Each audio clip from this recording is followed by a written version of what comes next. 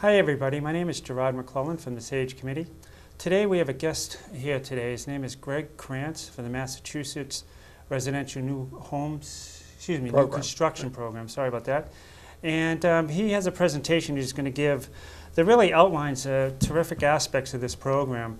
So what I'd like to do is at this point just to go forward with the presentation, and if we can do so at this point. All right. Well, thanks, Gerard. And yeah, I'm here today to talk about the Massachusetts Residential New Construction Program, and I'm here to talk about the low-rise path. We're going to get into the details of the program, but the first thing I want to do is just give everyone a heads up that more information can be found on masssave.com. And MassSave has a plethora of programs for both residential and commercial. Really good stuff to save energy, to save money, to less pollution, less foreign oil. There are a lot of benefits to energy efficiency.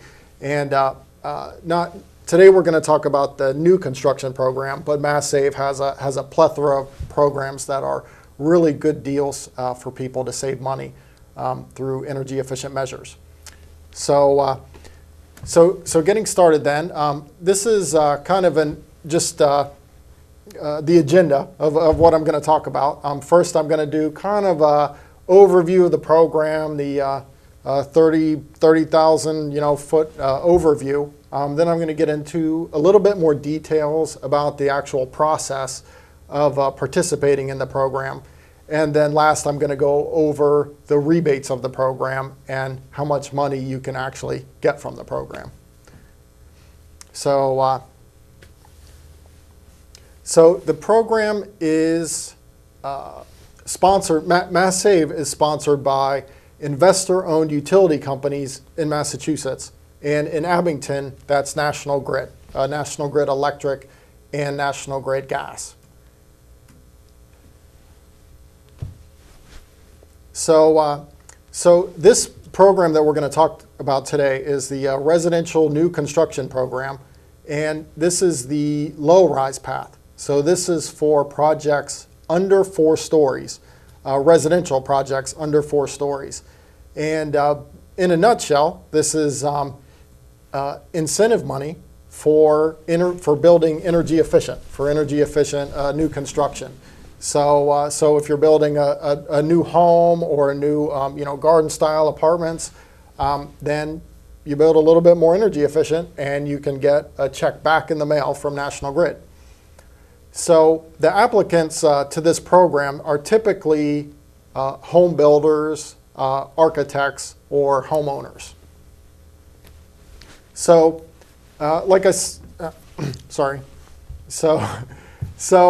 there are 2 pools of rebates that are available. So the first is whole house rebates. So that's really for the overall energy efficiency of the new home, the house or apartment or whatever, which really looks at windows and insulation and the air tightness of the house, as well as the mechanical systems like the furnace or water heater or boiler. And then the other pool of money is just for equipment. So this is for water heaters or furnaces, both electric equipment like air conditioners or heat pump water heaters, or natural gas equipment like boilers or natural gas water heaters. And it's important to say the equipment rebates are available to everyone. So if you live in an existing home and you're considering replacing your water heater or your furnace or whatever, go to masssave.com because there are some really good deals out there to be had that'll save you 2 ways. First is you can get a check back in the mail for buying your energy efficient equipment, and then also it's going to save you every month going forward. So There are some general requirements to the new construction program, and these apply to every project that participates in the program. The first one is that the homes need to be built with air tightness in mind. So they don't have to be, hermetically sealed or anything, but they do have to be sealed to prevent drafts and outside air from infiltrating into the home, which also makes for a more comfortable home. But when you do tight construction, you also want to make sure that you're bringing in air from a controlled source to provide fresh air, so you don't run into stale air problems. Greg, So, if you don't mind me interrupting you just for a second, that's something that a lot of contractors have talked to me about too, and I see a lot of homeowners themselves who really, what they want to find out is about how the home breathes. They're afraid that if we build it in a tighter construction, will the mechanical ventilation actually take care of that, is what I'm trying to say. Will it take care of it? Okay, no, that's just something that they have mentioned to me many times. I just wanted to elaborate a bit. That's a good point.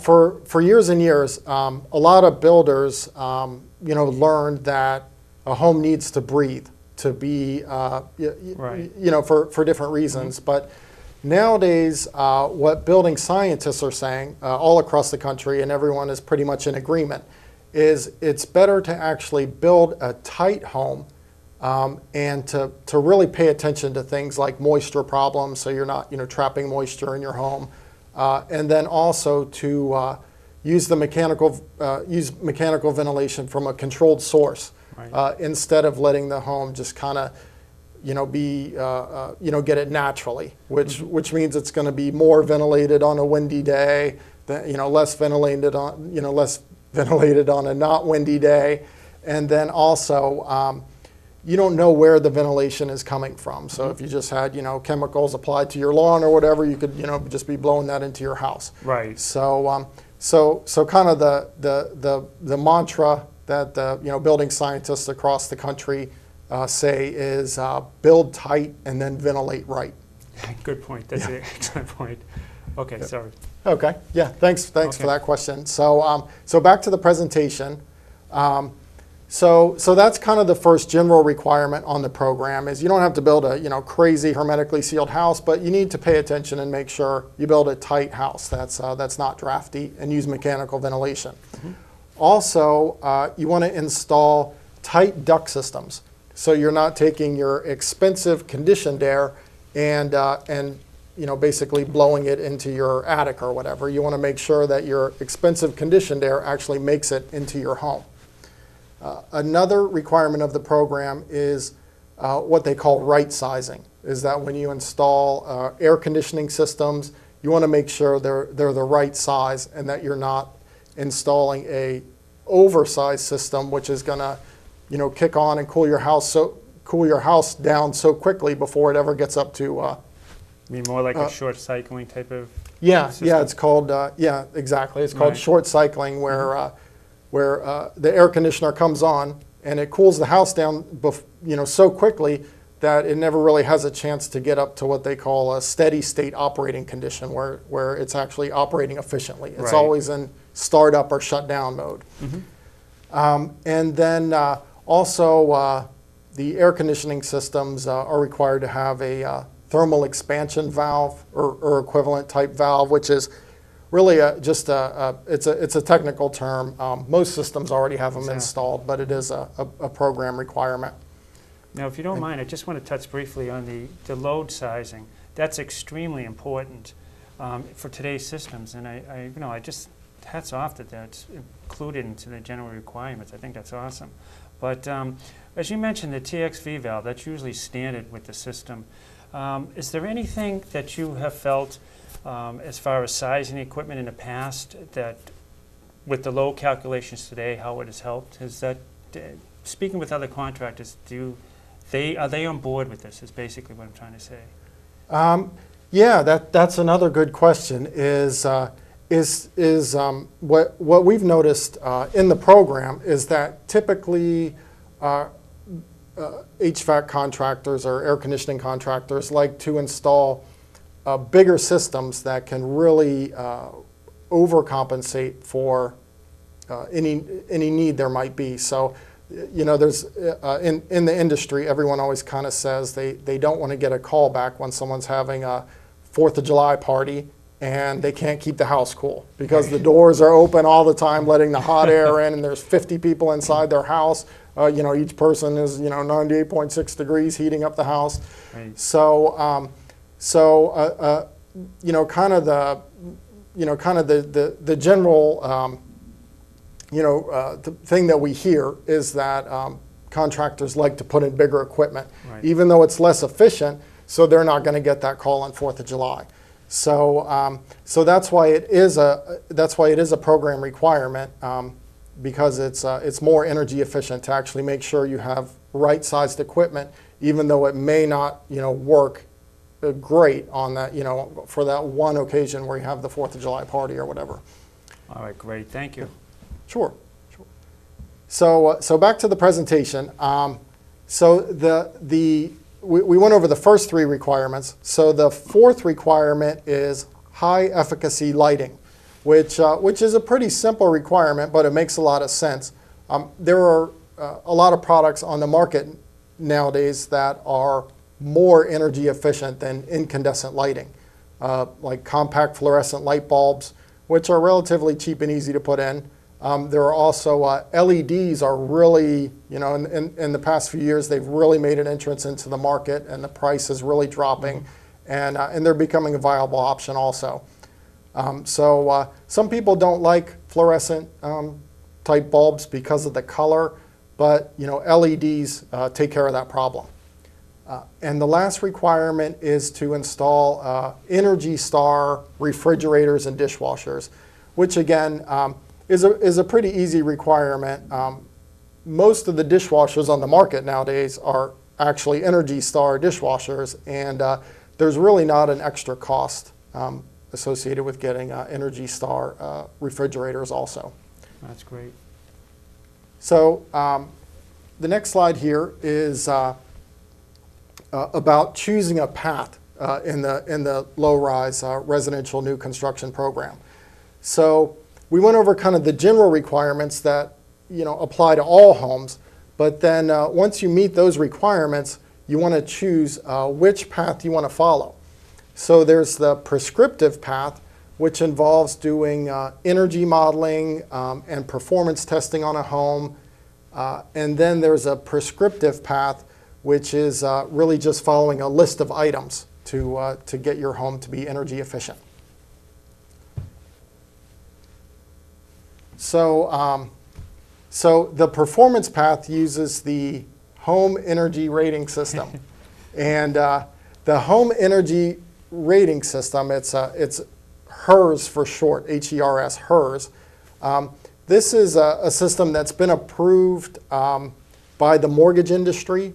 It was originally created by the mortgage industry back in 1996 to measure the energy efficiency of a home for energy efficient mortgages. There are mortgages out there that you can get when you're buying a new home that besides just taking into account PITI, they also take into account energy costs, which really makes a lot of sense because energy costs can be bigger than the ITI in the PITI. So if you have a more energy efficient home, you're going to spend less per month on your energy bills, and with these mortgages you can qualify to borrow more money. So that's what the HERS rating system was originally created for. But it's also used by the IRS. There are tax incentives for building energy efficient homes, and the IRS uses the home energy rating system. It's also used by the US EPA for the Energy Star New Homes program, where when you build a new home and meet certain criteria, you can actually get an Energy Star label on your home. It's also used by the Department of Energy for a similar program they have called Builder's Challenge.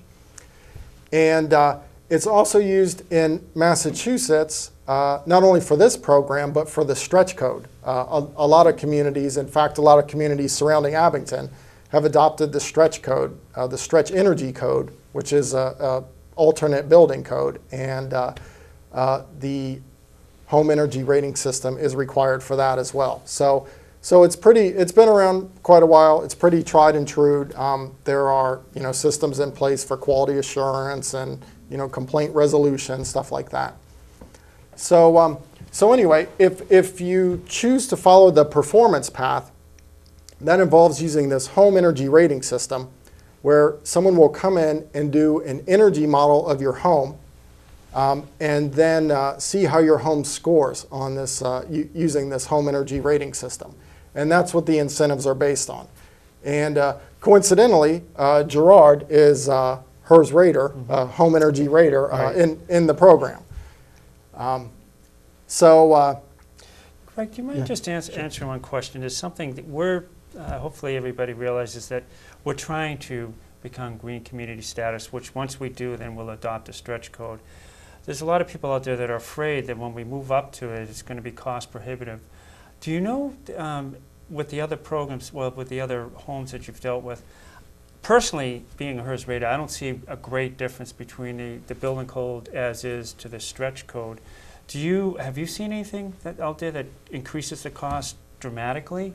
Or is it just something that, there is some costs that are involved with it, but in the long run, you'll save money.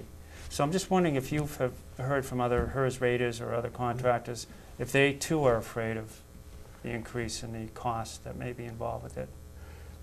Yeah, and as a matter of fact, I've been involved with a lot of towns considering adopting the stretch code.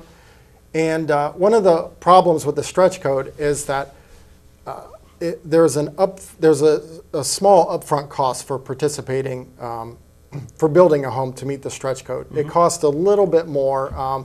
There are a couple different studies out there, but it's about $1 more per square foot is kind of the rule of thumb to meet the stretch code. And there is some builder resistance to it because it costs a little bit more for a builder to build a home to the stretch code. And the benefit all goes to the homeowner because the homeowner is going to have less energy bills per month. Right. But that's not a real benefit to the home builder. To them, it's more expensive to build a home. Rightfully so. There's pros and cons for the stretch code. But in terms of how much it costs, there are a couple studies that people regularly point to. One is a study that was done by the Massachusetts Department of Energy Resources, and that's on average is about $1,500 more, maybe a little bit more than that, to build a home to the stretch code. Some people are skeptical of that because that was a study done by the state, and some people are skeptical of stuff done by the state. So there was another study that was actually done by the Home Builders Association of Massachusetts, which really shows similar numbers. So that study can be found on the Home Builders Association of Massachusetts website, and the DOER study can be found on the Department of Energy Resources website. So so it's a good idea when researching the stretch code to kind of take a look at both those studies to make sure you get both sides of the argument. But the studies are actually really similar, what they came out with. They're not exactly the same, but it's pretty close. It really is a no-brainer, though, when you think of it, because the cost savings you're going to have over year, as compared to not going with it, then it just really makes perfect sense to go with the stretch code. So hopefully that's what I'm trying to say to the viewers here, is just that it's something to look into, as Greg has mentioned, and just keep an open mind about it. Right. Okay. Yep. So if Abington does adopt the stretch code, this program, the Massachusetts Department of Energy Resources actually took the time out to work with the rebate program from National Grid, the MassSAVE program, to make sure they aligned with each other. So what you have is if Abington does adopt the stretch code, it's going to align with this program, which is going to open builders up to get rebate money back. So, Right. so there is something in it for the builders. Great. So, so going back to the performance path, the incentives are based on, there's the energy modeling using that home energy rating system, and then the incentives are based on the energy savings, how they compare to what's called the Massachusetts baseline home, which is basically just how they compare to the average home built in Massachusetts. So if your home is, let's say 15% more energy efficient than that, average Massachusetts home, then you can get rebates. So, so on the performance path, in addition to the requirements that I talked about before, like the energy efficient lighting and making sure you have the right size air conditioner, you also must pass an air sealing and insulation inspection. Mm-hmm. So just in a nutshell, a couple items from that air sealing and insulation inspection are just things like making sure that the walls, if you have showers or tubs or fireplaces that are on exterior walls, just making sure that there's insulation behind that tub or shower or whatever, which sometimes it gets missed. If you have a skylight running through your cold unconditioned attic, just making sure that the skylight walls that go through that attic are insulated. If you have cantilevered floors, just making sure they're insulated. Stuff like that for insulation. And then for air sealing, just making sure big holes that are poked in your house are just closed in, so cold outside air in the winter doesn't get into your house. Mm-hmm. So so just pipe and flue shafts, like where your gas line might if there's a hole drilled in the side of your house, where your gas line comes in, just making sure that that's sealed with caulk or spray foam or something. Sealing the edges around windows, and then also recessed lights. If you have holes punched through your ceiling going through to your cold attic, if you're using recessed lights, just making sure you install what they call airtight recessed lights instead of the kind that have holes in them, and let that cold air get into your house. So stuff like that is what's on this checklist. This is the part I really like. Oh yeah, yeah. So now we get to the good stuff that everyone's been waiting for. This is the incentive chart, which there's a lot of numbers here, but basically what this is if you look on the left-hand column, there are 3 tier levels for how energy efficient you can build. So the first tier level is just if you build 15% better than that average Massachusetts home. And then going across, the first 2 columns there are for single family homes. So if you reach that tier 1 level, 15% better than the average Massachusetts home, you get back a $750 check in the mail. And then you also need to hire a HERS rater like Gerard to do the energy modeling on your home. So the HERS rater also gets $700. So it's really like a $1,450 rebate, because the program is also helping offset the cost of that HERS rater. So you can see on the chart, the tier 1, it's more money for a single family home, and then it goes down for larger multifamily projects. And when you have huge, 200 plus unit apartments or condos or whatever, there's less of a payout for those, because those are smaller units. Right. So then tier 2 is 30% better than the average Massachusetts home. So if you build a little bit more energy efficient, you can get tier 2. And then tier 3 is really special. This is for really energy efficient stuff. So this is really for people who want to go above and beyond with energy efficiency, and do the triple pane windows and, get the most efficient mechanical systems on the market and, put in super insulated walls. That's what Tier 3 is. And Tier 3 is a big payout. It's $7,000. That's the total payout. There's no additional money that goes to pay the HERS rater. But for a single family home, it's $7,000. But also it's not easy to get to that tier level. You'll spend probably $7,000 or more to get to that tier level. But there are people out there who really want to go above and beyond, and kudos to them. There is that tier level. Yeah, but over and above that, just think of how much they save per year on all utility costs. I mean, oh yeah, that's tremendous savings right there. But anyway, I didn't mean to interrupt you. Thank you for right, that. right, yeah, and of course, yeah, the Tier 3 homes, their energy bills are almost negligible. Right. A lot of these homes, the cable bill or the phone bill are higher than their energy bills. Oh, that's great. So that's energy savings, that's for sure. Yep, definitely. So another thing about those super efficient Tier 3 units is that you can get, for the single family home, you can get the, $7,000, or for the multifamily, you can get, $4,000 or $3,000 or whatever. But those units cannot get additional money for the mechanical equipment, for the heating or cooling equipment. And then also, things, stay pretty stable, but sometimes there are changes that are made to the incentive packages. So we have to disclaim that all incentives are subject to change.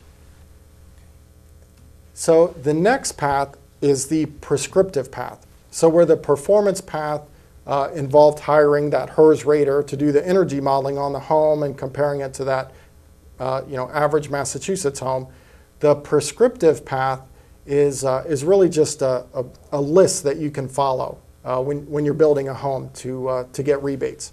So there are two options in the prescriptive path, option 1 and option 2. So option 1 is about installing efficient mechanical equipment. So you want to make sure you put in an efficient heating system, efficient hot water heating system. If you're putting in air conditioning, you want to make sure you put in an efficient air conditioner. Then also installing fixtures that are water saving. And then also making sure all of the ductwork is located inside the home. So when your ducts leak, they're leaking into your home and not out into the great outdoors. So what you mean by that is like some systems are up in an attic where the insulation's underneath it, so the ductwork could be leaking out into the outside. That's what you mean by the outside, yeah, right? Yeah, outside the exactly. conditioned area. Okay. Right, exactly, yeah. A lot of existing homes and new homes that have ducted forced air systems, the ducts will run through an unconditioned attic that has vents going to the outside. And it's really not part of what they call the conditioned space of the home. Right. Or they'll have ducts running through an unconditioned basement or something like that. So in those cases, when the ducts leak, you're just losing that energy, that air that you paid to condition is just right. Wafting out into Mother Nature. So by keeping all the ducts inside the conditioned space of the home, if your ducts do leak, they're just leaking into your house. So it's hence the word conditioned area. Right. Yes. So this option 1 also requires low air infiltration. So you do have to build a pretty tight house. You make sure you seal up all those holes that get drilled in the home. And then since it is a tight home, like they say, build tight and ventilate right, you do want to install some form of mechanical ventilation, which I didn't say this earlier, but in most cases that's a continuously operating bath fan. So you can buy an Energy Star bath fan. They have a low, what they call a SON requirement, which is a sound rating. So they're really quiet. A lot of times you can barely even tell they're on. They're not real noisy bath fans. And what they do is they set those up to run continuously to exhaust just a little bit of air from the house, just to suck in a little bit of fresh air from the outside. Okay. Now, just one more quick question before we leave the slide. The all of the option 1 and 2, the equipment itself, you still get the rebates for that. Is that correct, for the prescriptive path, as far as the rebates from the utility companies for your heating and cooling equipment? Yeah, And things of that nature. Yeah, that's right. So yeah, so with both of these paths, the performance and the prescriptive, you get the rebates that I showed on the screen, and then you also get the equipment rebates. Good. Okay. So except that tier 3 that I showed, and I'm going to show in a second here, Okay. option 2 of the prescriptive path. Sure. So, so you want to make sure you put mechanical ventilation in the home. You also want to make sure you put in programmable thermostats, and again, reiterating the efficient lighting, which was on the general requirements.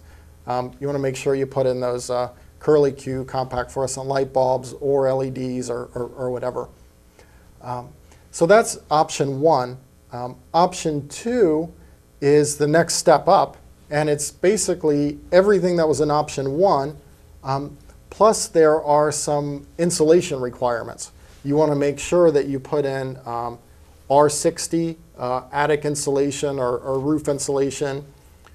You want to make sure you have R40 walls, which is a really energy efficient wall. R20 foundation insulation, and then R10 slab insulation. So on the prescriptive path, some of this stuff, for the sake of time, I kind of glossed over, but there are details available on the MassSAVE website, again, masssave.com, and you can also contact the program to get even more information on it. For instance, a lot of people see this efficient heating system and they wonder, well, how efficient is an efficient heating system? So there's a detailed list that we don't have time to go over right now, but it is available. Just contact the program. Oh, great.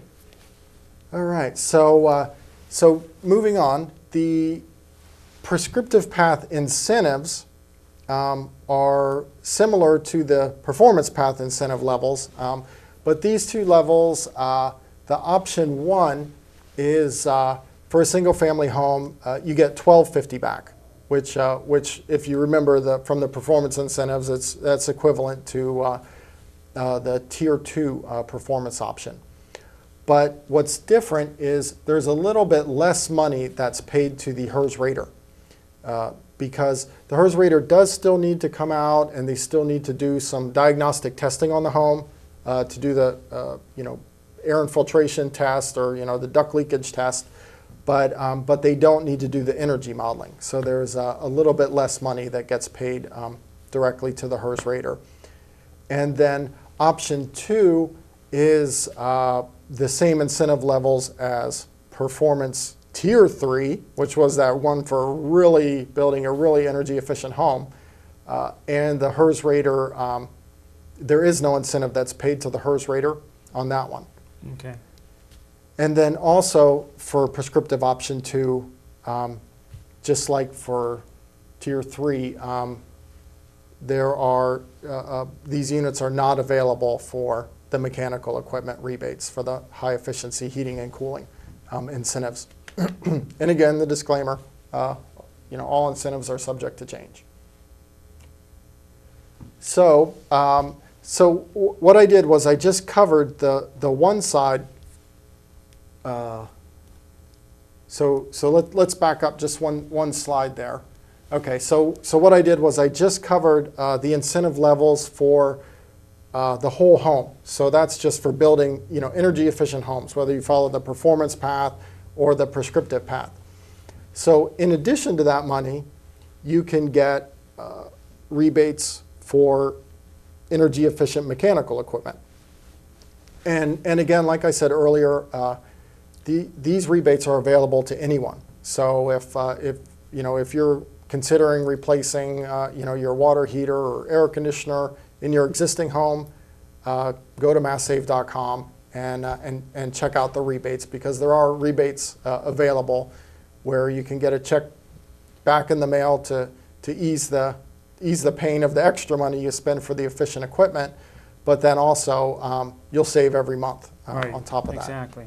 Great point. So, so on the electric side, central air conditioners, you can get rebates up to $500.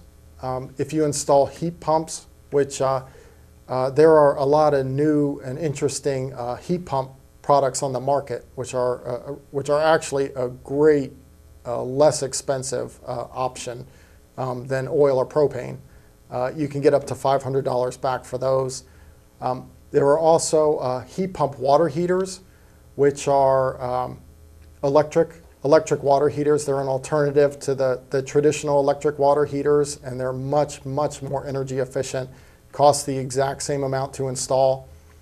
There's a $750 rebate for that, which covers the lion's share of how much one of those units costs. Right. That's the best deal going in the Mass Save program, in my opinion. Then also for natural gas, if you put in a real efficient boiler, you can get up to $1,500 back. If you put in efficient water heating, you can get up to $800 back. So there are some real good incentives out there that you can get for installing efficient equipment. Mm-hmm. And then, like I said before, and then you get paid back every month also. Right, exactly. So, that's the key. Yep. Yeah. It really is. So, so then moving along, excuse me, you can find more information on the Mass Save website, and that's masssave.com. Excuse me. It's a big website with a lot of information, but what you want to do is go to the site that's circled in red there for homes. That's it says for your home, which covers existing home programs, the mechanical equipment rebates, and then also the new construction program that we talked about. And then you can see there are some other sections there as well for your business and for commercial. And if you have more questions about the program, like I said before, you can go to masssave.com. You can also call the program directly. This is the phone number for the new construction program. This is 1-800-628-8413. Or you can email the program at resnewconstructionma@icfi.com. And that's it for the presentation. Oh, that's great. Thank you so much for coming by. I just have a quick question for you as well. This is probably our last question.